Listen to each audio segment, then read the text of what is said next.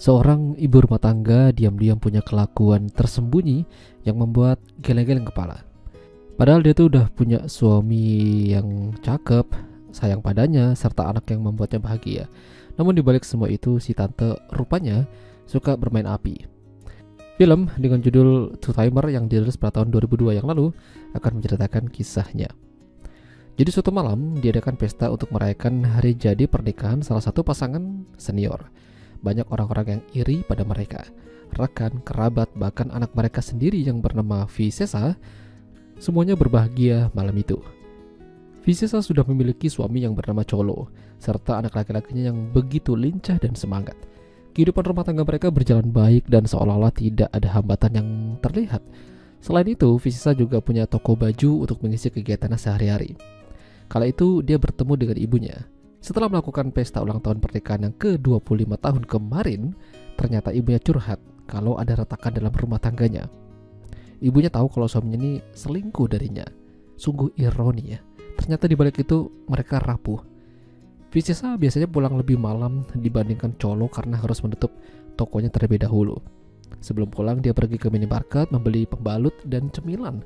Namun di sana dia melihat ada dua pemuda yang seolah-olah memperhatikannya dari tadi. Salah satunya penjaga kasirnya.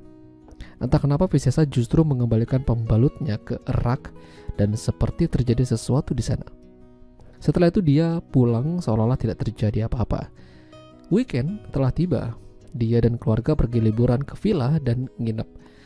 Di sana dia juga merasa ada seorang pemuda yang mengawasinya dari tadi. Visesa izin pada suaminya kalau dia mau kembali ke villa duluan. Namun di tengah jalan pemuda itu masih memperhatikannya dan yang membagongkan ternyata mereka ini malah begituan. Cholo dan anaknya datang karena anaknya terluka akibat terjatuh dari tangga. Beruntung saat itu mereka sudah selesai main. Jadi pemuda itu kabur lewat pintu belakang. Keesokan harinya ketika mereka sudah kembali pulang, Visesa mendatangi orang tuanya yang lagi berantem. Permasalahan itu gak jauh-jauh dari selingkuh. Ayahnya Visesa masih mengelak kalau itu hanyalah teman lama. Mereka bernostalgia sama teman-teman yang lain. Namun ibunya tetap tidak percaya. Pada akhirnya mereka pisah ranjang untuk sementara. Setelah mikirin orang tuanya yang berantem, Visesa pergi ke klub malam dan melihat pemuda itu lagi. Namanya ternyata Andre. Ternyata dia ini adalah seorang DJ. Mereka sama-sama sadar akan keberadaannya. Visesa lantas buru-buru pulang, sementara Andre berusaha mengejarnya. Suatu ketika Andre bersama teman-temannya lagi nongkrong di parkiran supermarket. Lalu dia melihat suaminya Visesa. Lantas dia punya ide. Dia dan temannya membuat sebuah rencana supaya Andre bisa kenalan sama suaminya Visesa. Tujuannya supaya bisa lebih dekat sama Visesa itu sendiri. Mereka membuat seolah-olah terjadi kecelakaan yang tak disengaja. Andre menabrak mobil Cholo, lalu Andre memberikan kartu namanya, berjanji akan ganti rugi. Sementara kekasihnya Andre tidak tahu apa-apa. Di sisi lain, Visesa berada di sebuah toko sepatu. Niatnya sih mau beli, tapi karena melihat tatapan penjaga toko yang seolah-olah ngajak gituan, akhirnya mereka ya begituan. Ini parah sih. Suatu malam, Visesa pulang, dia melihat ada Andre di rumahnya lagi ngobrol sama Cholo. Dia pun terkejut. Sepertinya rencana Andre ini berhasil. Dia mulai masuk ke dalam kehidupannya Visesa. Bahkan dia berhasil berteman dengan Cholo. Namun Visesa menganggap ini terlalu berlebihan. Dia itu hanya ingin senang-senang sama Andre, bukan masuk ke dalam kehidupannya. Nyatanya Visesa tidak bisa menolak, hingga pada akhirnya mereka begituan kembali. Sepertinya Andre yang kepincut sama tante-tante ini. Visesa sampai berbohong pada Cholo kalau dia nginep di rumah ayahnya karena ada masalah. Andre semakin tidak terbendung supaya bisa dekat sama Visesa. Sampai suatu malam Andre melihat Cholo pergi ke motel sendirian.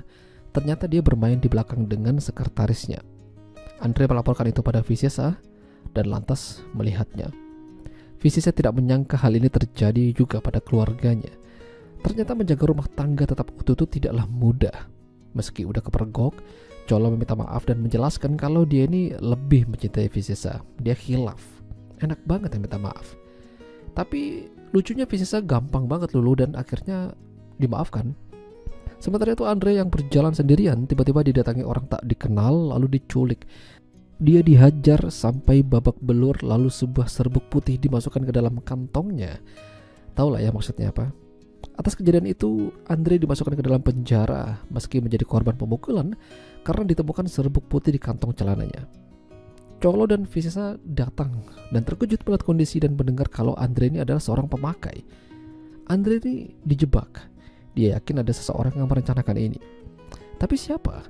Jawabannya adalah Cholo. Dialah dalang di balik Andre menjadi begitu. Dia jujur pada Visesa dan tahu semuanya yang terjadi pada mereka. Cholo hanya ingin rumah tangganya aman dan berjanji akan selalu ada untuk keluarganya. Intinya mereka sama-sama pernah melakukan kesalahan, tapi mereka berusaha memperbaikinya. Ya, itulah tadi alur cerita film Two Timer. Jika kalian suka dengan video ini, jangan lupa untuk tinggalkan like dan sampai jumpa lagi.